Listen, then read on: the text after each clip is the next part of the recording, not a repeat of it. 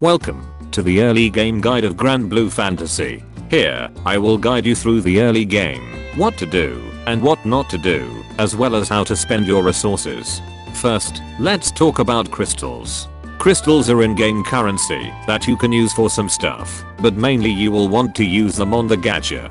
There are 3 kinds of rolls: single rolls, 10 rolls, and rupee rolls. Single rolls and 10 rolls use crystals, and rupee rolls is a limited number of rolls per day that you can roll using rupees. Usually crystal rolls give higher rarity stuff, so rupee rolls are generally for fodders.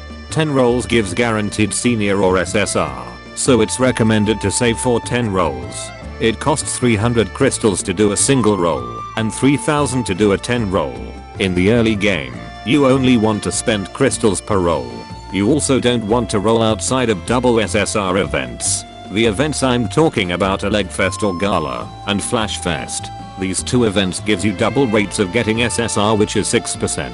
Not only that, Legfest has a limited character pool which you can only get during the event. Flashfest also has a set of different characters which is limited. If you're aiming for something specific, you can save 300 draws. This will allow you to spark or get a character by trading 300 cerulean sparks which you get for 1 draw for a character or weapon you want. This however takes a long time, and I do not recommend immediately saving up crystals for spark.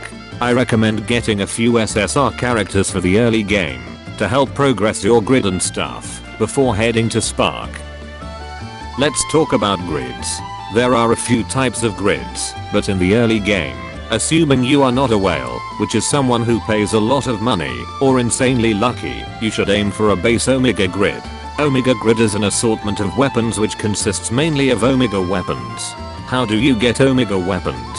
You get these by a drop in Omega raids, which you can join if you're level 30 and can host at level 50, or you can trade pendants for them.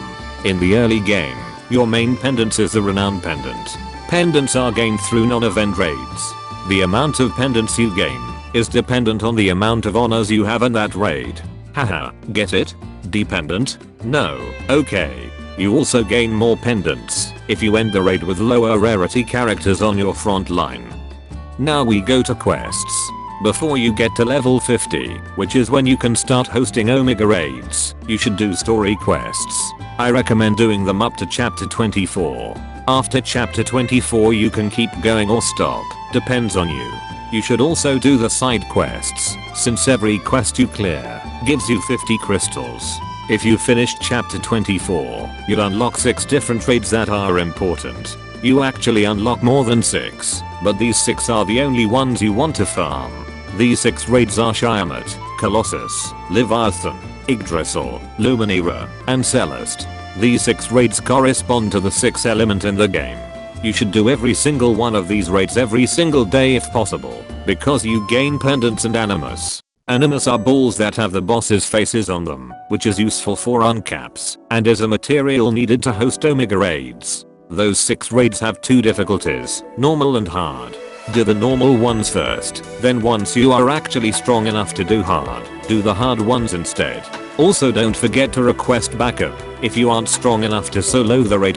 There's also special quests. Here's the summary. Slimes for EXP. 6 dragons for dragon scales. Halos for angel and rusted weapons. Elemental trials are for elemental fragments. Showdowns are for mediocre weapons and summons. Cerulean are for tomes, scrolls, and worlds.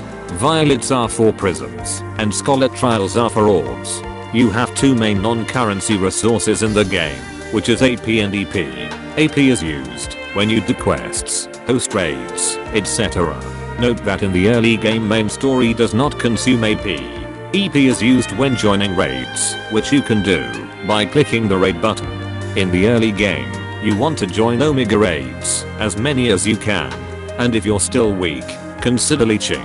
Leaching is an act of joining in a raid without doing much, just doing some damage which is usually not meaningful, using a drop rate increasing summon, which is Rabbit or Kaguya, and joining another raid before that raid ended. This is done by clicking home, then just join another raid. I want to say this now, do not feel ashamed of leeching. There are certain raids that you should not leech in the late game, but right now, go for it. Absolutely. There are also classes that can help you with leeching, which can use bounty, increasing the drop rate if it lands on bosses. Regarding classes, I've spoken briefly about classes in the What is GBF video, but basically classes are divided into several tiers. Row 1, 2, 3, 4, EX1 and EX2. We'll leave out EX classes for later, but for now, you want to get row 3 as soon as possible. To unlock higher tier classes you need to master 2 of the lower tier ones, and then use some CP to unlock it. You want to master every single class in the game, but the one you should aim for first is Dark Fencer on row 3, which is a beast at soloing stuff. If you've played GBF you'd know that you borrow summons every time you do a quest. These summons do significant damage when you call them in the early game, but you also want to pay attention to the auras, Kaguya and rabbits as I mentioned before, to boost drop rates, which is useful to leech. However, you want to borrow better summons if you can't finish a quest. There are 6 mainly strong summons, which are Grimnir, Shiva, Europa, Alexiel, Lucifer and Bahamut. If your team's element is all different you should use Grand Order, which tends to be the case for early game players, since their SSRs are of different element. Generally speaking, once you have a certain grid, you will want to have a single element team. This is because usually the Omega grids boost the attack of a specific element. The Omega weapons you need to make a proper elemental grid are these: Shiamat Bolt for wind, which is a gun; Colossus Cane for fire, which is a staff; Leviathan Gaze for water, which is a dagger; Yggdrasil Blade for earth, which is a sword; Celeste Claw or Zagnal for dark, which is a fist and an axe; Luminira Bolt or sword for light, which is a gun and a sword. Note that you want to get the SSR versions of these weapons, not the SR version. SSR Shiamat Fist, Celeste Spear, and Luminira Harp is an okay placeholder. You want to get 4 to 6 of those Omega weapons, then if you got more you should uncap them, which is sacrificing one weapon to raise another's weapon cap. Now I mentioned weapon skills. Weapon skills are the most significant part of your damage output. Omega weapon skills is marked with an Omega symbol. Normal weapon skills does not have a symbol, and an EX weapon skill have an EX symbol. Generally, the base Omega griddies have 4 to 6 Omega weapon and 2 EX weapon. If you want to make an Omega grid, normal weapons are usually just placeholders. Weapon skills can get stronger, which is very important, by being upgraded. The upgrading mechanic used to be somewhat complicated, so I'll leave the details in the link below. Mainly, what you want to understand is to upgrade the skills, you need to sacrifice another weapon with a skill. Weapon skills changes in value depending on their rarity. The basic concept is you need X amount of SR to raise an SSR's weapon skill.